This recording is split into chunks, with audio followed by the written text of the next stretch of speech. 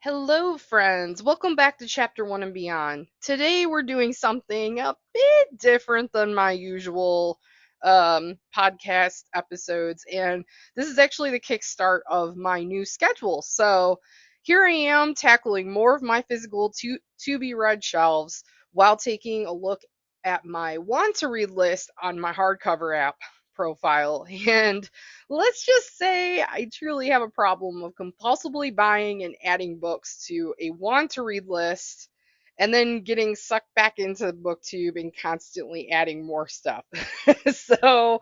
I truly do have a problem. And I'm trying to resist the urge to continuously go back on booktube, but you guys are just making this so tempting.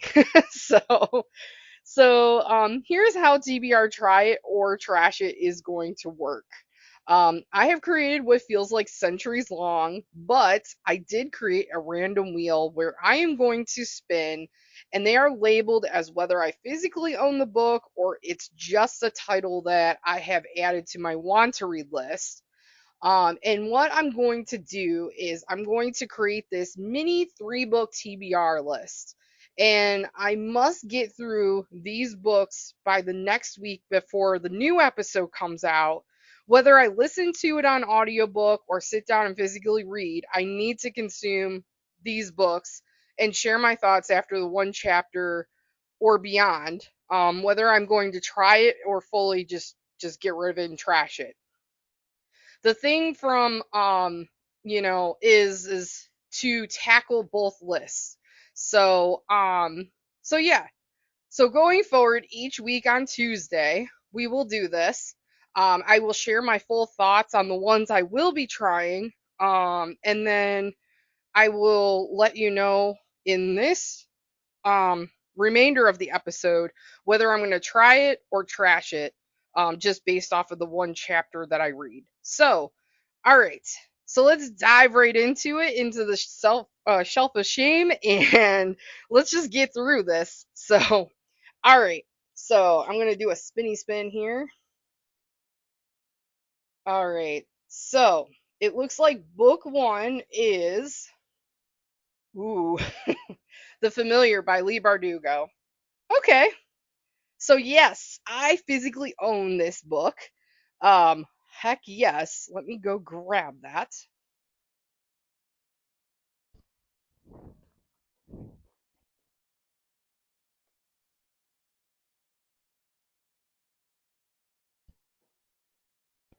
All right. So I have the physical book in hand. I have the Book of the Month edition.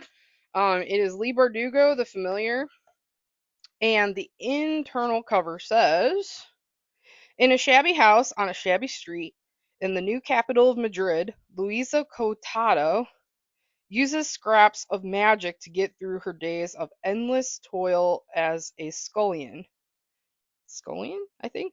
But when her scheming mistress discovers that the lump of a servant cowering in the kitchen is actually hiding a talent for little miracles, she demands Louisa use those gifts to better the family's social position. What begins as simple amusement for the nobility takes a perilous turn when Luisa garners the notice of Antonio Perez, the disgraced secretary to Spain's king. Still reeling from the defeat of his armada, the king is desperate for any advantage in the war against England's heretic queen, and Perez will stop at nothing to regain the king's favor. Determined to seize this one chance to better her fortunes, Louisa plunges into a world of seers and alchemists, holy men and hucksters, where the lines between magic, science, and fraud are never certain. But as her notoriety, I can't even talk today, nor notoriety, I don't know how to pronounce that, Notoriety, grows, so does the danger that her Jewish blood will doom her to Inquisition's wrath. She will have to use every bit of her wit and will to survive, even if that means enlisting the help of Julian Sintan, Tangle. Wow, I'm really botching these names up. An embittered, immortal familiar whose own secrets could prove deadly from both. Yeah, that was a mouthful. Maybe I should get more sleep before reading that. Yeah. So, Bam, I heard that this is like vampire-esque. Why am I reading that this is more like alchemy? Hmm. Why are people saying that this is more of a vampire story? Well, regardless, I love Lee Bardugo. I loved Ninth House. I love, um, you know, uh, I love all her books. I just recently finished Shadow and Bone series after a 4-year hiatus of trying to finish that.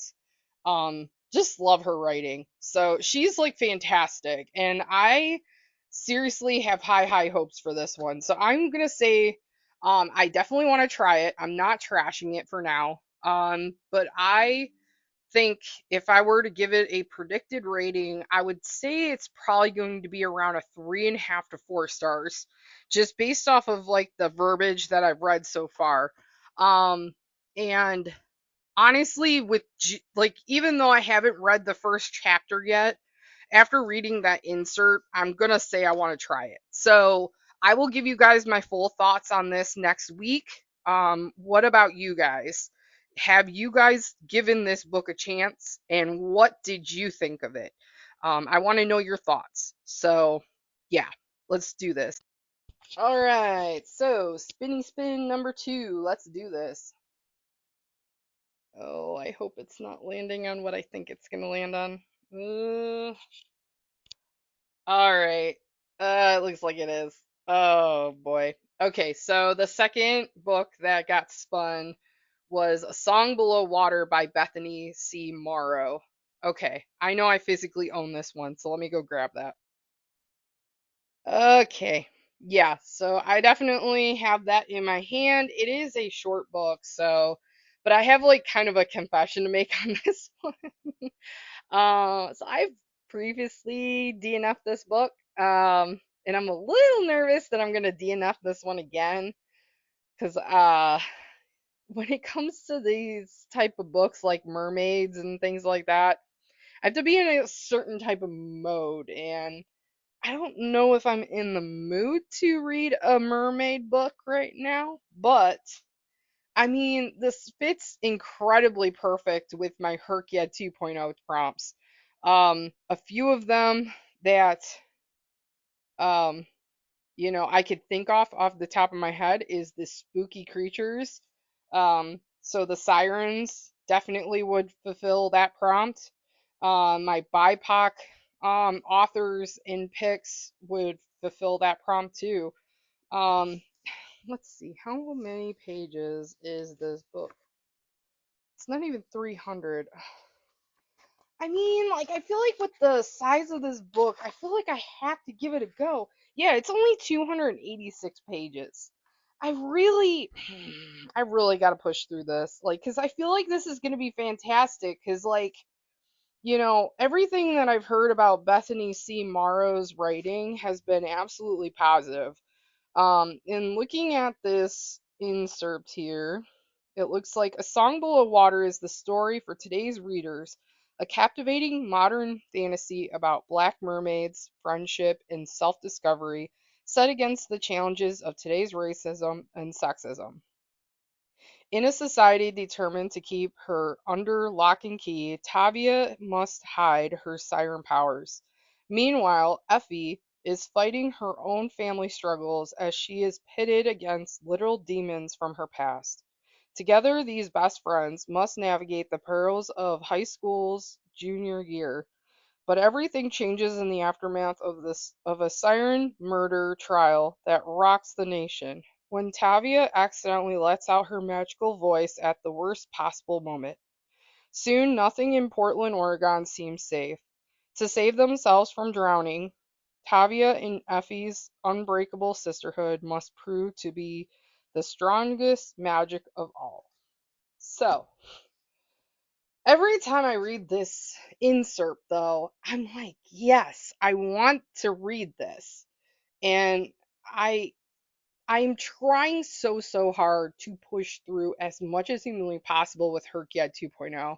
I feel like with Herkyed, I have really hit a like point where I'm plateauing on my motivation to read because a lot of the books and prompts that she creates in this reading challenge are a lot of books that I don't typically read.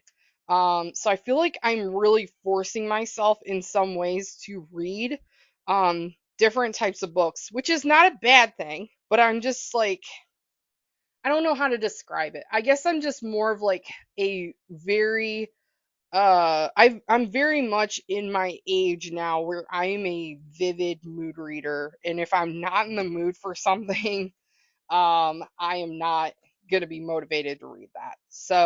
Um, so I'm very conflicted right now. Yeah, I mean, if I were to give it a predicted rating, like if I were like really in the mood for this, I would say it's like around a 3 to 4 star for me. I mean, I love a good mermaid tale and I'm nervous, but I think honestly, this is gonna be something that just starts to really rock me in a good direction when it comes to BIPOC authors and just something different. So, ah, I don't know. I feel like I am going to try it, even if it does mean this is a one and done type situation for me. Regardless, all of my one and done books end up at free little libraries in Northeast Ohio. So, like, though I have finished most of the books that I do put in those libraries, I know this will benefit someone else in the area. So I mean, I'm just curious though, if you guys have read this book, tell me your thoughts, because I have tried. I've had this on my shelf for some time too, and that's what makes me a little like I'm nervous.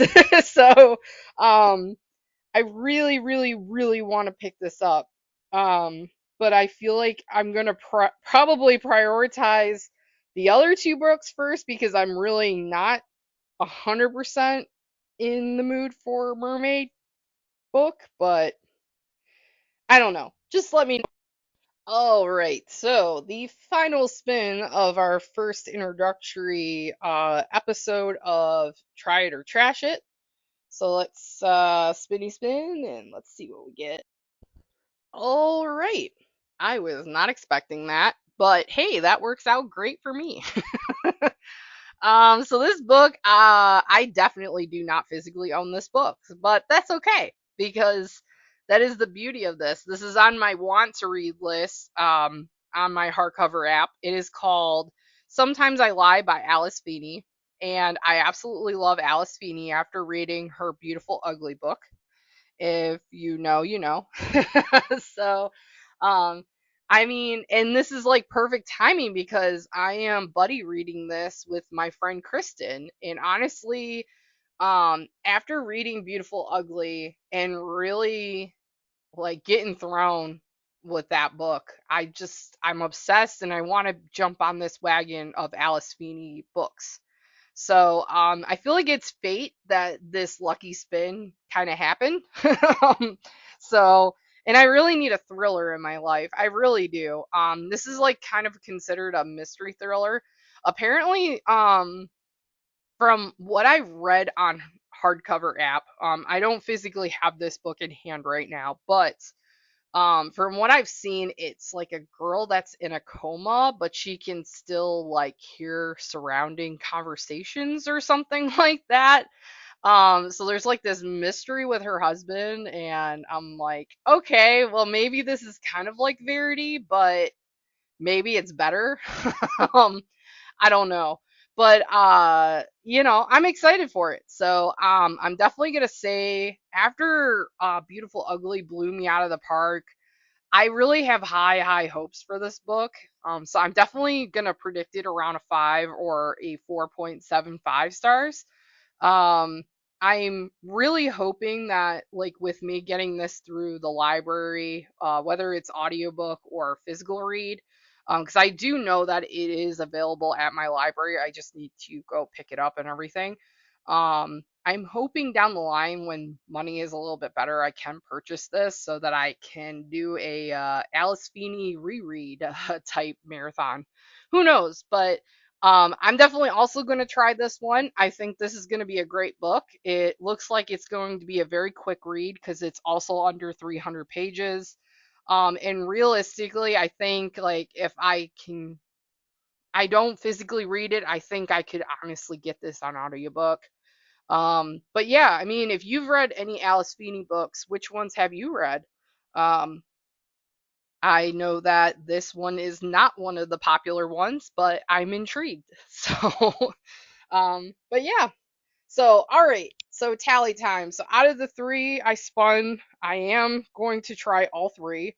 And honestly, that feels really good for me, like the very first opening episode of this series. So, I'm really excited that not only can I, like, kind of get a buddy read pick out of this, and then have two of the three books that I picked on my physical shelf so I can chip away some of that. But I mean, I'm excited for all the new things that are really going to be coming out with this podcast. This new schedule is going to be great. I'm excited, and I'm very thankful that you guys are amazing enough to support this and continue to motivate me to do new things. Um, because I know at the very beginning of my episodes of this podcast, I was like, yeah, if no one listens to it, it'll be fine. So, um, now I'm in this like mode of like, hey, like there are people listening. Let's keep going and see where this goes. So, but if you want to play along too, maybe even find a reason to organize your book tracker app, whether you use Goodreads or Bookmori or Storygraph or Hardcover like I do. Regardless, let's like make this a thing. So, um, let's make this a thing. Follow the rules above that I mentioned. Try it or trash it. Tag me or DM me or message me. However, I want to know your picks and your thoughts. But that's it for today's round of TBR Trash It. Or wow, I can't even get my own like series title hit going here. um, so blah blah blah. All right, that's it for today's round of TBR Try It or Trash It. Thanks for hanging out with me, and until next time, happy reading, and may your TBR be just a little less overwhelming. Bye.